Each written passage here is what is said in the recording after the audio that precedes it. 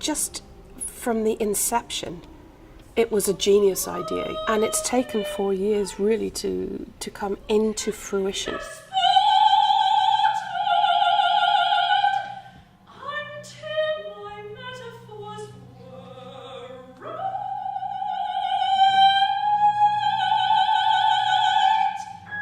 What Canadian Art Song Project is all about is promoting and curating Canadian art song. It's important that we as an organization are, yes, we're trying to kind of break new ground in the genre, but at the same time we're also trying to honor the past.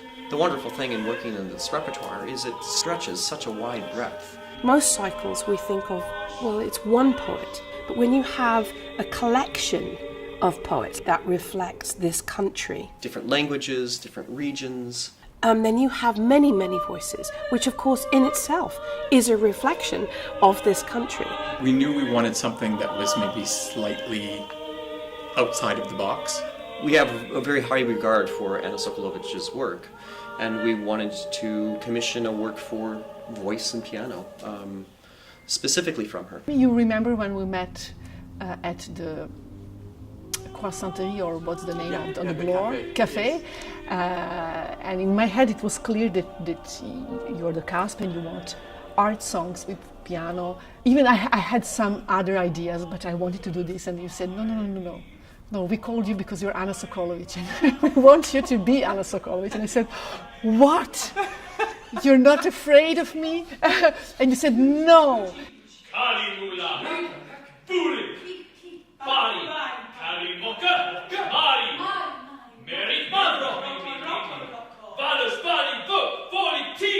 The thing about Anna's works is every single song is an exercise in contemporary music.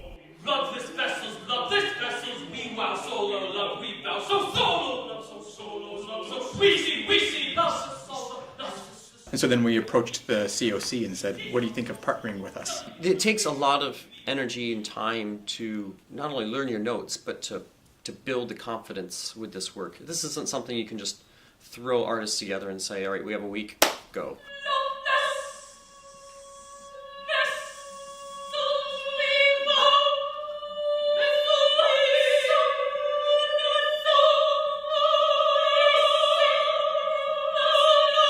The main challenge for us was having the music and not knowing exactly what to do with it. And for Anna, really, there are no limits. She wants you to push them as far as you can go. You know, it's never comfortable to compose, in my case.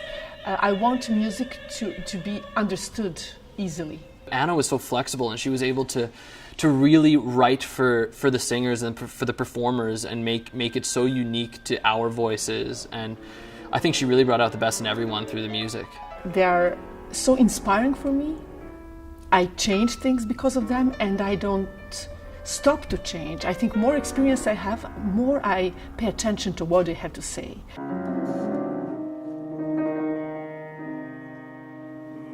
She chose poetry that sometimes did allow for very lyrical treatment, but more often than not she chose poetry that would allow for a very kind of visceral rhythmic element,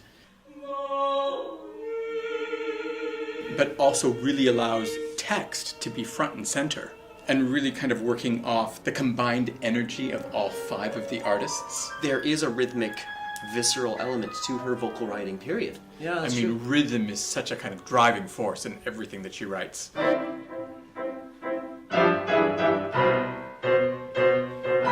And is really used as an architectural element in her music, something that actually binds it together.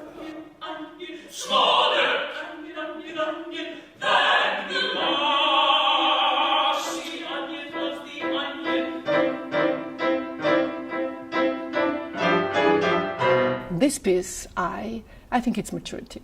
I decided to leave to you or the stage director or anyone to do the order. She gave us basically a package of music and was like, here you go, and do what you will with it, and it can go in any order that you want. We created this order. You might do something completely different in the next hands. This is what we came up with. Every single time somebody does this, it's going to be different.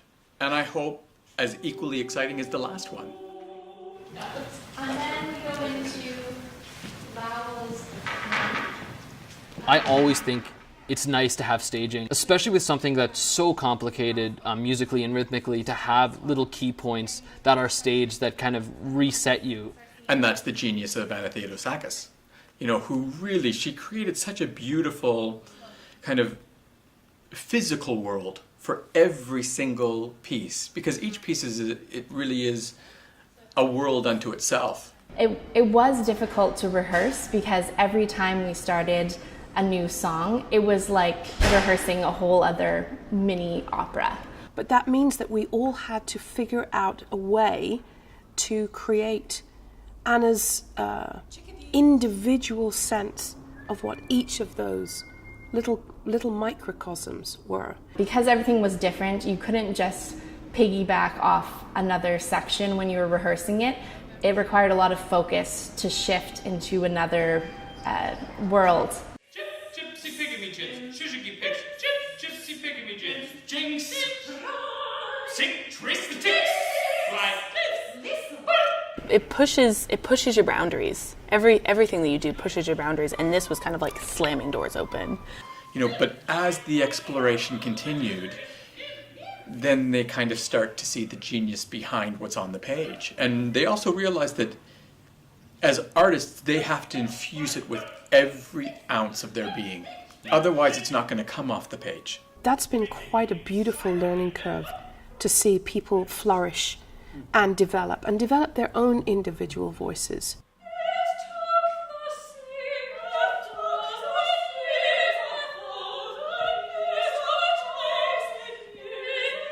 The Ensemble Studio do an exchange with Opera Atelier in Montreal.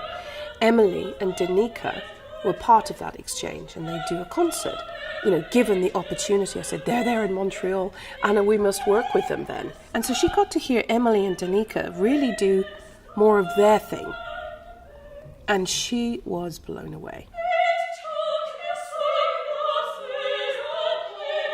And created this amazing duet specifically for their voices to showcase what they can do, and it was amazing. And I think the poetry is stunning. In a way, kind of slightly harrowing piece about the history of women. You can tell it comes from her soul, and to perform it, it needs to come from within you and from your soul. And that was not easy to sing, but oh my goodness, what they did with it today.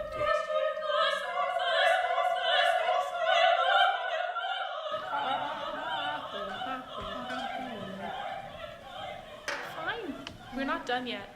I don't think our audience necessarily knows all the time what they're going to get. There are moments in the cycle that it's like being at a poetry slam. Something like A-E-I-O-U. Anna was inspired by throat singing, but we kind of took it and made it our own. So the idea of that kind of rhythmic breath being a part of that was really big. And then she changed that into kind of, she didn't say in the score that it should be a competition between two singers, but that it would be kind of this back and forth between two singers. And it was really the joining forces of our stage director. With all of those strings of vowels, Emily, Danica, and I, we wrote underneath the intention behind each one.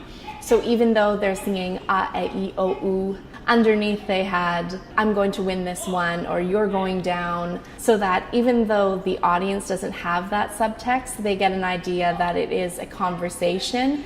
And for me, it's one of the most captivating moments in the whole cycle. I mean, I feel like, in a sense, more is said through these primal sounds than can often be said through words.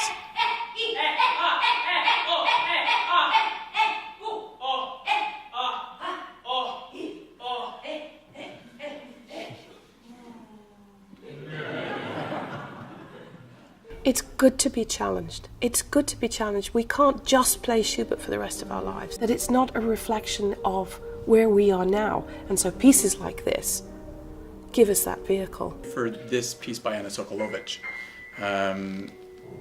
This is a real milestone. It for was, us. yeah, and really kind of new frontiers in the sense of what is possible. You know, what is art song? Can we kind of break out of the mold? You know, these sort of pieces don't come around very often.